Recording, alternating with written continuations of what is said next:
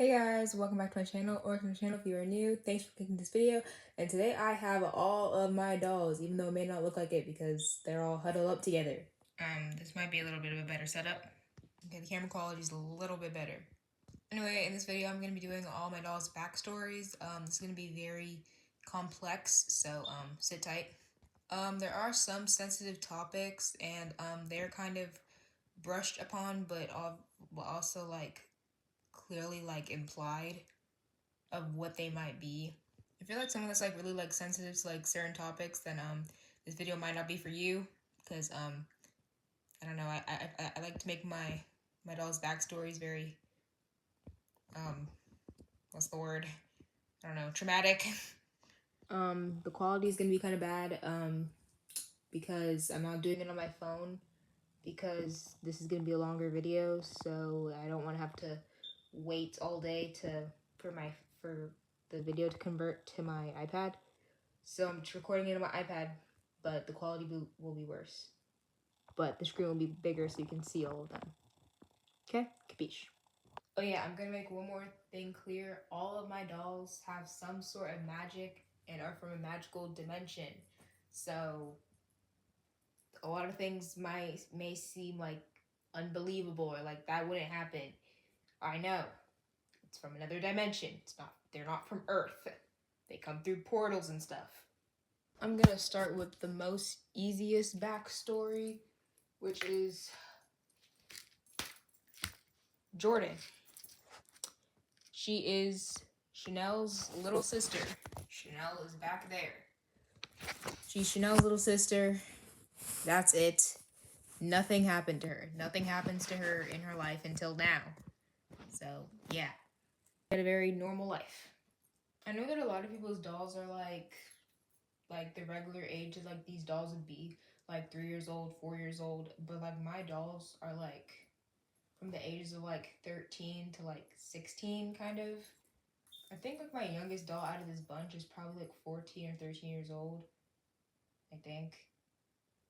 I don't know, they don't really have like specific ages. I kind of have like an age range for them.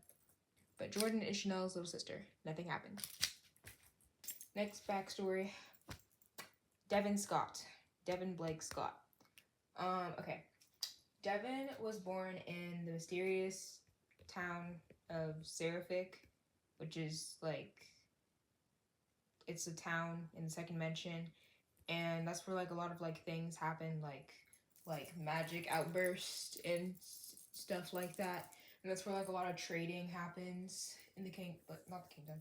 The that's where like a lot of trading happens, and like a lot of training and stuff like that. So he basically comes from the where everything magic happens.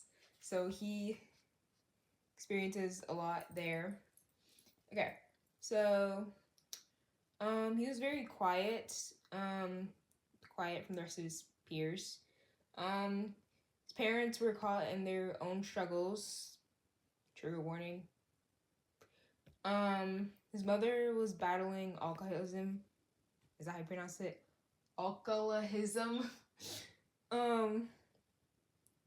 And his father was like really like distant and like neglectful and like unmotivated. Basically like just living on the couch, like being a freeloader. So at 7 years old, his aunt named Myra had took him in and said that he needed stability, and where he was living, that he was not getting the stability that he needed, so he moved in with her. He moved schools and everything, and he became a little less quiet and more outgoing. He, made friends. But yeah, that's basically it. That's basically Devin's story. Okay, you're done. Move, please. Like I said, I'm starting the most basic stories first. I'm trying to think about who else has like a basic story, because it doesn't really get more basic from here. Harlow, I guess. Harlow has a okay story. Guess we'll put Harlow right here. Harlow's backstory also includes Denver, so Denver will have to be next. So we're just gonna put it right. You can't even see her. Lila, move, please. There. I'm just gonna put you right there. Okay. Anyways, Harlow Sky Carter. She was born in Dreamspire, which Dreamspire is a town in the second dimension. Basically that's where like the more like lower class people come from, like the poor part of the second dimension. Sit up. Why is everyone falling? Hello? Harlow's family came from governmental assistance, so her family was assisted through the government because her parents refused to work and because the second dimension had different rules and regulations and her parents were not forced to find a job and they could live below the bare minimum. So her family was on governmental assistance, so that is basically just the bare minimum: food to put on the table, clothes put on your back, roof over your head. Not really like anything else, but yeah. School was not paid for or anything like that. So Harlow went to Harlow didn't go to school like the fancy magic school. So Harlow is just like basic. Like Harlow can do like the really basic magic things, like I don't know, like move things with her hand and stuff. Like really basic stuff. She can't even teleport or anything like that because she didn't go to fancy magic school like everyone else. Now because her parents were only living for the bare minimum, Harlow was not getting the correct treatment she needed to survive, so she left her house. She ended up looking for food at the market in the middle of the night, and she tried to steal it since it was the least busiest time there, since it was nighttime. Harlow assumed that she was there alone until she was abducted, aka kidnapped. Abducted is just like another way to say that. She woke up in a cell with another girl named Denver. Denver was Harlow's only friend because, I don't know, people just didn't want to be friends with her at school. And she stopped going to school because she left home. And yeah, Harlow and Denver were used as, basically, like, trigger warning, slaves, like, to do their bidding and stuff. Do what they wanted them to do. Denver Connors. Okay, this is where more people are brought into the story. Okay, so Denver Connors lived with her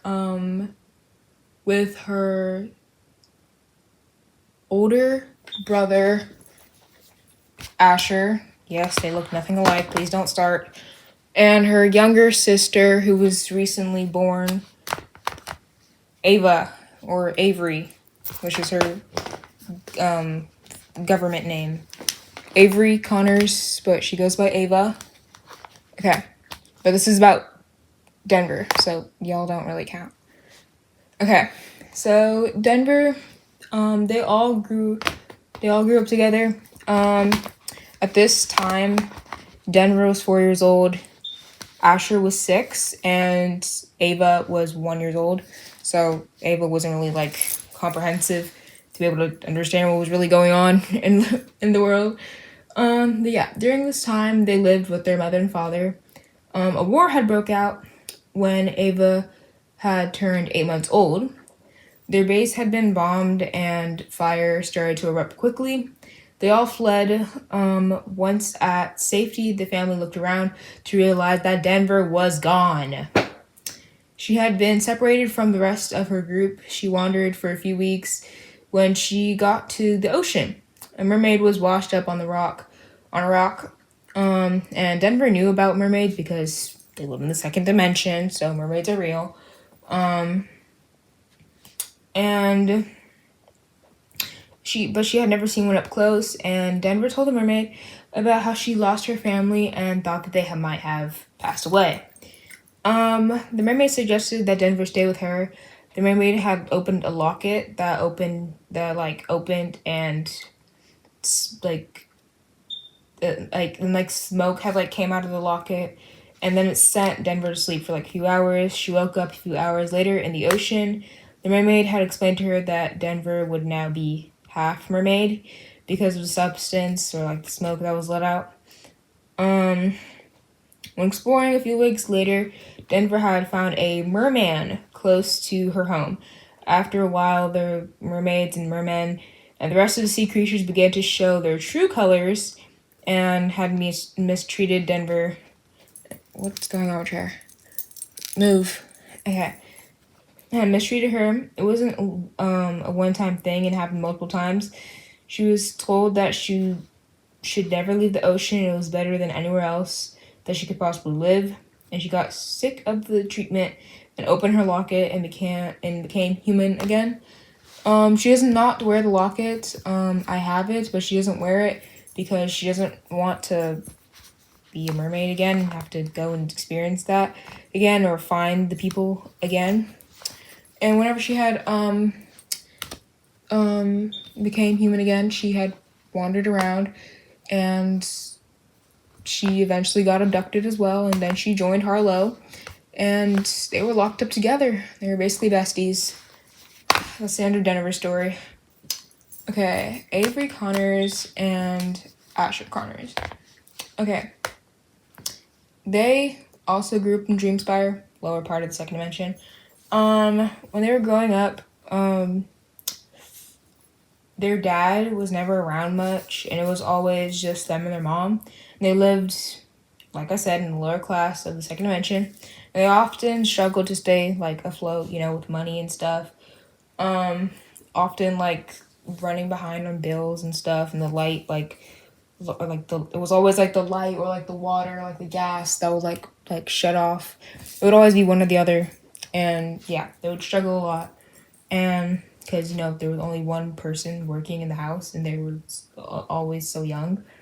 Asher and Ava would constantly see their parents argue, and as forgiveness, whenever their mother would get mad at him, he would just give her money and say, use this, spend it on the kids, spend it on yourself, do whatever with it, I don't really care. And that was really the only way that he would actually stay in the picture, because that's how she did it, so that that her kids could be taken care of. And basically this all started whenever the war had ended, and basically Denver had disappeared, and basically their dad blamed the mother that one of his children were gone. So Asher and Ava had to deal with it, because by now Ava was the age where she could actually understand a little bit more. Asher had been understood what was going on, but yeah. Okay, now we're gonna get them out of here, and we're gonna bring Chanel into the picture because we mentioned her a little bit before, so I feel like it's time to, finally get her in here to see why we keep talking about her. See, what did you do, Chanel? Okay, Chanel Brown. Chanel came from the Luminara. Now, the Luminara is the higher class. You see, we've been talking about Dream Spy, which is the lower class of the second dimension.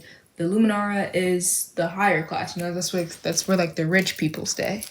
So that's where Jordan and Chanel are from. Oh, your headband's falling off. Hold on.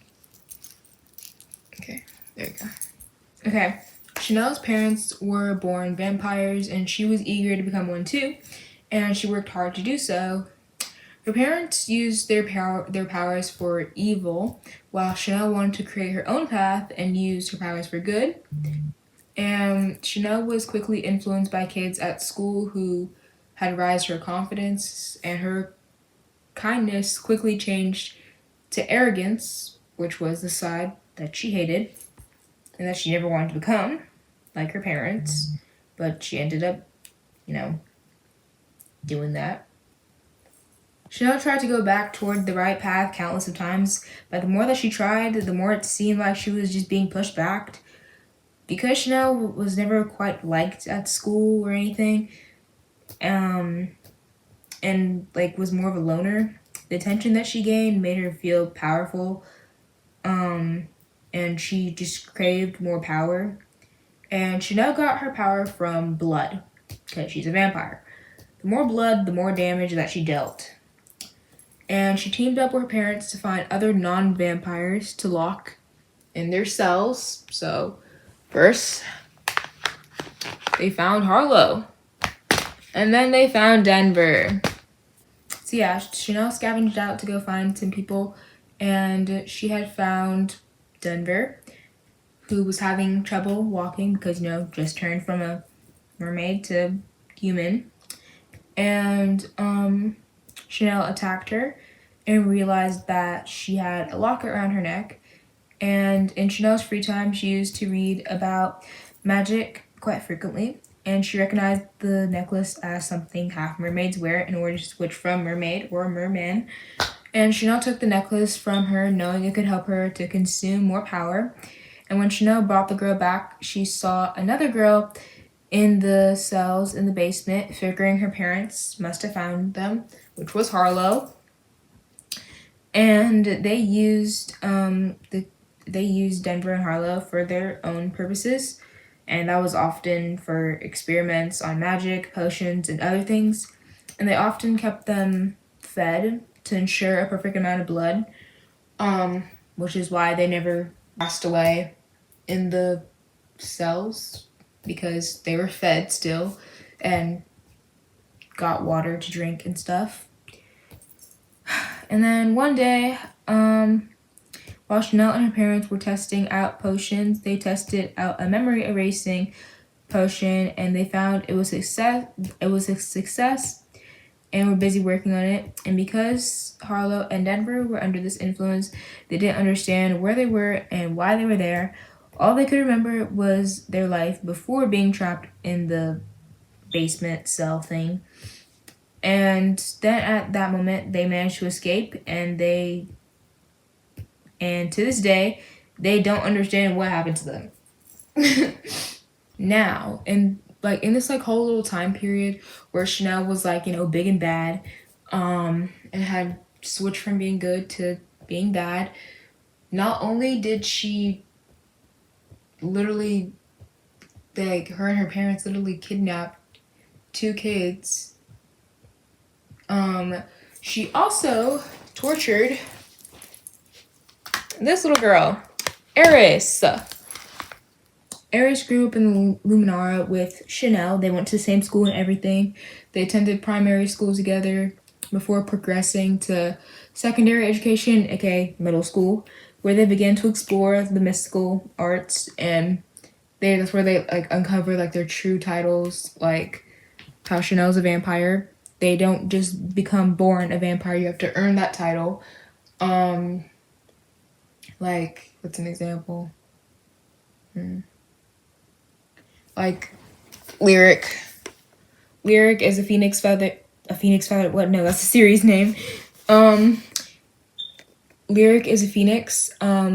She was not born with that. She earned that title by a lot of training. Okay. Eris quickly discovered that she possessed little to no magic or any cool powers, and she had no really distinguished title, and she was basically devoid of magical powers, which left her feeling kind of useless in a world that valued cool important powers. Now, as Eris and Chanel advanced through their studies at magic school, Chanel's reputation started to grow, and by other people that were not vampires like her, started to praise her and were really excited to be her friend, because she was a vampire. Oh, you're cool. Not only are you from the Luminara, which is the rich part, but you're also a vampire. Oh, I want to be your friend. And her confidence and her ego ended up swelling, and over time her attitude shifted from nice to arrogance, like I said, and she started to distance herself from Eris. like they were best friends, and after she started like gaining all these other friends, Chanel kind of like distanced herself from her and like started like to kind of like bully her. Remember, Chanel never had friends before she became a vampire. Chanel was like a loner. Chanel's new cockiness ended up just turning into just her being cruel and rude and just nasty towards people, especially Eris, and she mocked Eris, and just physically harmed her, and once even hurled her down a flight of stairs at school. Her behavior started to become destructive, and it led her to misuse her magic, and she was like fully like she was like by now she was fully corrupted by her parents and by the people around her, that there was no return. Like even if like you know how I said that like Chanel like tried like multiple times to like be nice again, like by now there was no return. Like even if Chanel wanted to, she couldn't be nice. Okay, and basically Eris had like home problems, and her parents were often very like rude to her and didn't really like her. And Eris was the only child, so it's not like she had like any more siblings that like, oh, they were the favorite and that's why my parents don't like me. Like no, her parents just did not like her. And from her home life and from the bullying at school already, because her and Shell used to get bullied together, but now it's just Eris getting bullied by other people and her supposed to be best friend. And after this, Eris developed a disorder, and I'm gonna butcher it so bad. Trichotillomania. Basically, trichotillomania is a disorder, and it's basically characterized by compulsive hair pulling, from anxiety and depression. Eris used to have, like, believe it or not, Eris used to have like very long, luscious hair, and because she used to like pull out her hair so much from like being like anxious and stuff, she ended up just cutting it short, and now she keeps it short. I need to fix her hair. One day, Chanel and her little group came up with a plan, a really cruel plan, to expose Eris's personal life, like her home life, to the entire school. And by now, Eris just had enough of it, and the betrayal, the betrayal was Eris's final straw, and she was overall humiliated, and she fled her home and basically like disappeared, like literally went off the grid, like left her home, literally. She didn't really have any other friends other than Chanel, so she left school. She like never like really outrolled, so she left school, left home. She was just gone, and yeah. And because of the scorching hot heat, in the second dimension, she ended up collapsing onto the floor, and she was discovered by an orphanage owner, and she was taken in. After a few weeks at the orphanage, caregivers began to notice the signs of Eris's like hair pulling habits and stuff, and like her hair like progressively falling out like every time that like it was time for her to like take a shower or like get her hair combed and stuff. Because like Eris like still like remember like, oh, I can't believe I just like literally like ran away from everything, and you know all that stuff happened, so she like still thinks about it and still like thinks like, oh, what if it happens again. So she still was like really struggling, and because the caregivers recognized these like her struggle, they connected with like a nearby facility specializing with mental health issues, and had sent her there. Okay, now Chanel can get out of here. Now you might be wondering, how is Eris gonna get better? Or how did Eris get better? Lyric. Why does she look so pale? She does not look that pale in person. Lyric was a very empathetic person, and she visited the facility often, And she ended up finding Eris just sitting distant from the other people her age, like around her age range, and recognized that Eris was like really struggling. And Lyric had encouraged her to really open up, and Eris was reluctant at first, but eventually had opened up to Lyric about her struggles and what had happened to her.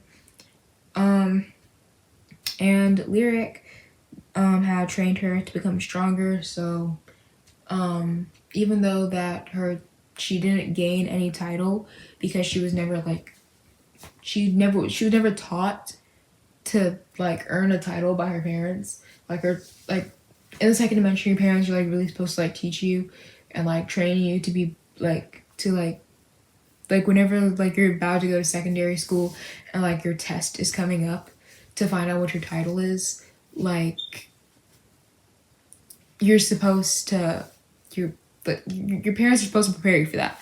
And because Eris's parents never did, and because she doesn't really have a second chance to do that, Lyric decided to train her to at least have some kind of power, whether it's magic or just strength. They ended up becoming really close, and that is when Eris was getting discharged from the facility, and she didn't really have anywhere to go. So Lyric's last day of visiting to see Eris had told her like, this is my last day and I don't really have anywhere to go because I kind of ran away from home and school and everything, and I don't really have anywhere to go. And Lyric had took Eris to the first dimension, which is here. And yeah, they became friends, and now they're like together. They're locked in. They're dating. Yeah. Like I said, it took Eris like a really long time to actually trust Lyric because how much she was already betrayed by the people that were closest to her. But she eventually let Lyric in. So it's always good. Lila, we see you back there. Okay. I know we've been talking about Eris so much. Finally, you can get your spotlight. Come on. Harlow, your story was gone a long time ago.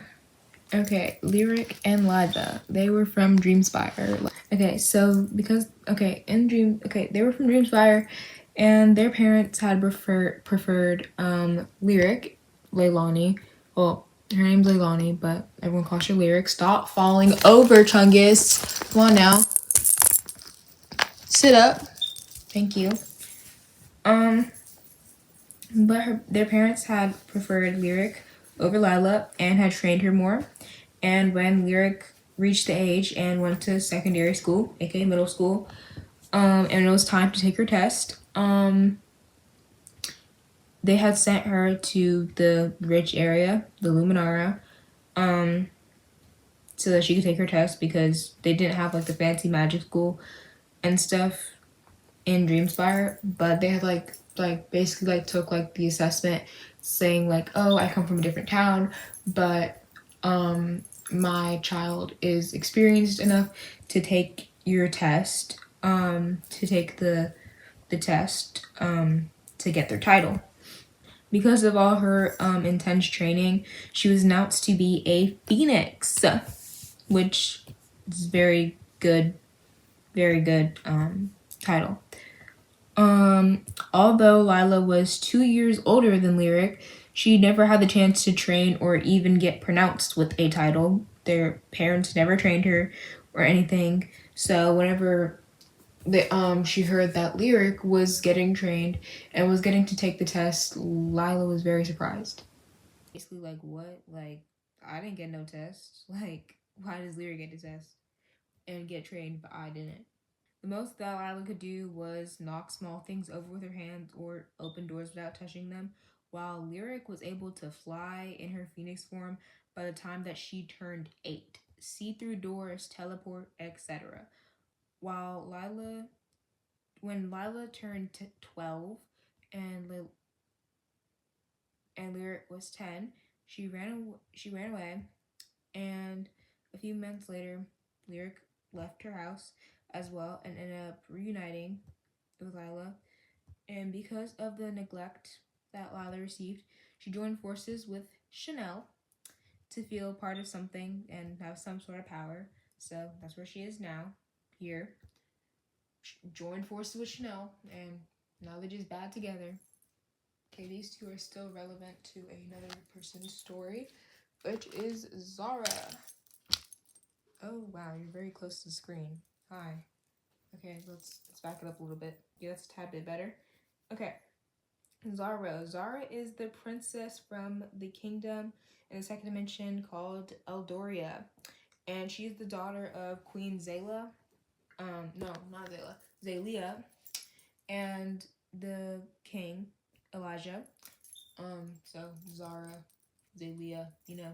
So, whole time, Zara is from a whole entire kingdom, and her cousins are from Dreamspire, the lowest part of the second dimension. And Queen Zalia was entitled and very resentful towards her nieces. And as the queen, she had full permission to make all decisions, and she still refused to let Lyric and Lila have a good chance at life and go to school and have a better experience. And she forbade Zara from seeing her cousins at all. Basically, like, oh, you're better than them. Like, what are you doing? Like, hanging out with them. Queen Zalia and King Elijah made an announcement that Zara would be marrying a prince from another kingdom. Zara refused and went rogue, abandoning her kingdom to leave to the first dimension. So she's here, but she still goes back to go help out occasionally with things like that happen and visit her family back home once a month. But she's made it very clear that she would rather live in the first dimension and that she is not marrying no prince. Okay? Okay. And Zara's not connected to anyone else here other than these two. So y'all can go now. Bye. Next is Sylvia. Sylvia is such an irrelevant character, and I would love to make her more relevant. I'm trying to think of a way that I can make her more relevant in stories. But yeah. She has so much potential too. I don't know. And she was like my first like doll in this collection, so I feel like I should just like her more than I do. I don't know. Okay, so Sylvia is a moonlight demon. She controls the night she controls the night, whereas moonlight angels control the day. Anyways, one evening, Sylvia and her parents got into a heated argument, and Sylvia locked herself in her bedroom, barricading the window and door, and swore to never switch to daytime again. In the second dimension, there's a disease called moonlight sickness. This happens whenever the day and night cycle have not been changed, and it causes people to get sick because day and night are not being constantly changed, and that can like confuse people and it can make them fall very sick. Sylvia's younger sister was the age to be able to take on Sylvia's place, and because Sylvia was refusing to turn the dimension back to the day, their parents made Sylvia's younger sister the new candidate. And when Sylvia saw a light outside, she knew something had changed. From outside her bedroom walls, she could hear her friends and families celebrating Sylvia's little sister, and she unbarricaded her door and moved everything to one side of her room with as much energy as she had left because she hasn't been eating for days. And she opened a portal and teleported to the first dimension, which is where she lives now, here. That's why one of her eyes are blue and one of her eyes are black, because she's, like I said, a moonlight demon. So if you are a moonlight angel, then whatever your original eye color is, because like I said, you have to take the test and stuff. So your original eye color for her, like her eyes were originally blue. So both eyes would have been blue, and then because she got to be a moonlight demon, her eyes black. She was moonlight angel, her eye would be like gold or like yellow, something like that. Anyway, you're done. More dolls to go. Let's go. Cadence, my newest doll to this collection. Cadence's backstory has been changed so many times, and I feel like it's finally finalized, and it still does not make much sense, but it's finally finalized. Cadence's name wasn't even supposed to be Cadence. It's supposed to be Ivy, and I changed it very last minute, like right before I got her. Like literally, like when I bought her, her name was still gonna be Ivy, and like literally like maybe like a day before she came, I was like, oh yeah, I'm gonna change it to Cadence. Backstory was like completely different like before I bought her, so yeah. but I had been planned for her to be here. Okay, so Cadence came from the second dimension, in the Luminara, you know, the high class town, you know, whatever. Cadence's parents often argued, and when she was a baby, and her mother eventually left. Cadence was left with her father, and when Cadence turned the age of 10, her father found a divorced woman with a son named Xavier. Xavier was 12, and when he first moved in with Cadence and her father,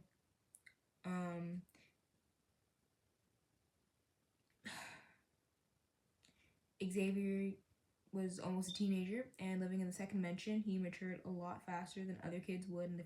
When Cadence turned 11, her father and Xavier's mother got married, so literally 1 year later.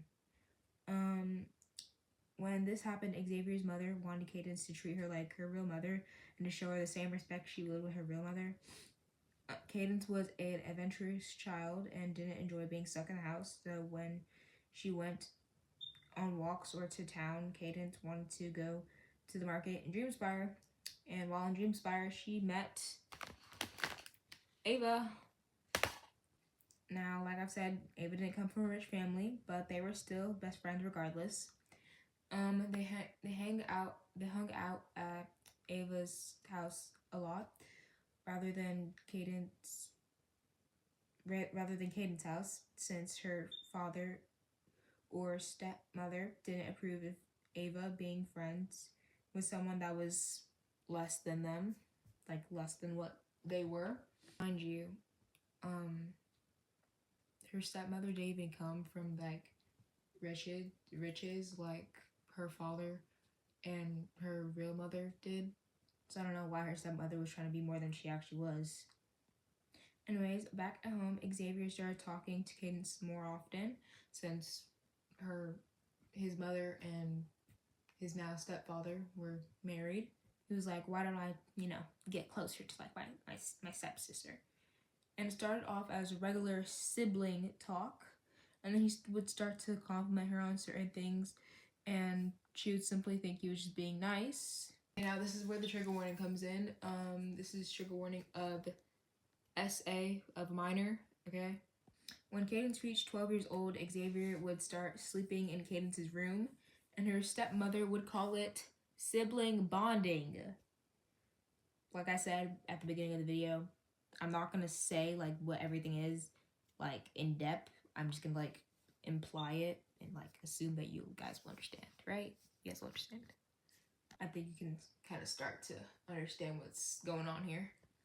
Anyways, things escalated quickly, and Cadence hated it and would always tell Ava what would happen. And when things went too far, Cadence stayed at Ava's house for months.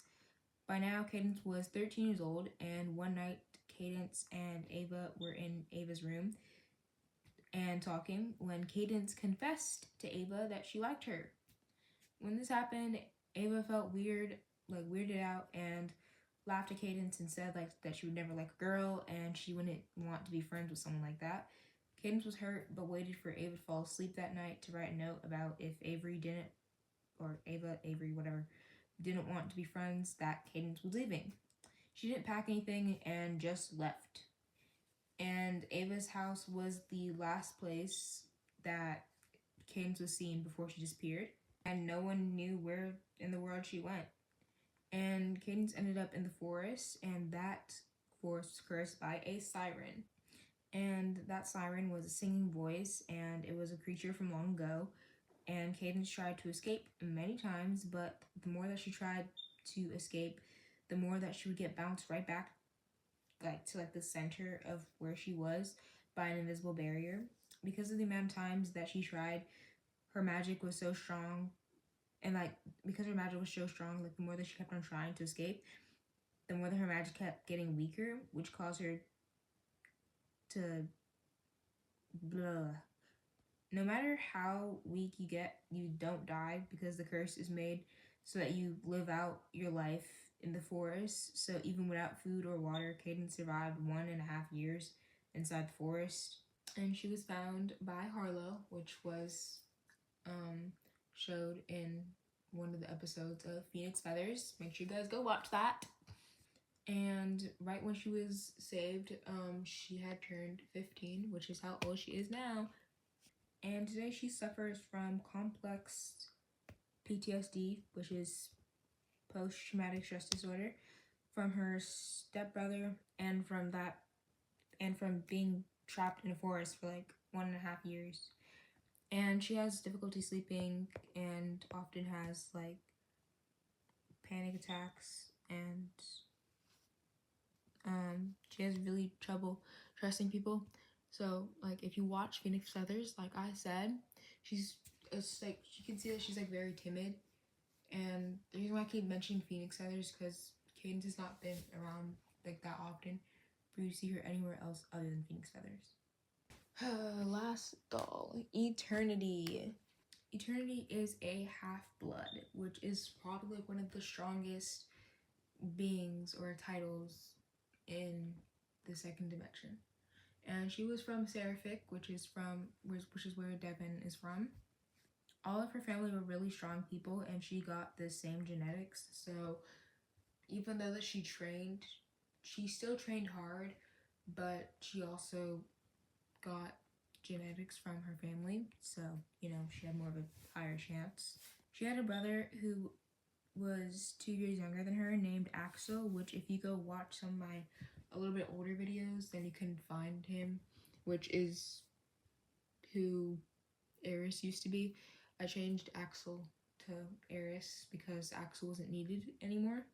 Anyways, Axel was 2 years younger than her, and there was a group in the second dimension called the Obsidian Order, and they were magic users who believed that half-bloods were extremely dangerous, and because Eternity and her family were one of the very few that were left, they tried to get rid of them. And that's when that war that had started, like with Avery and Asher and Denver, and how they got split and everything.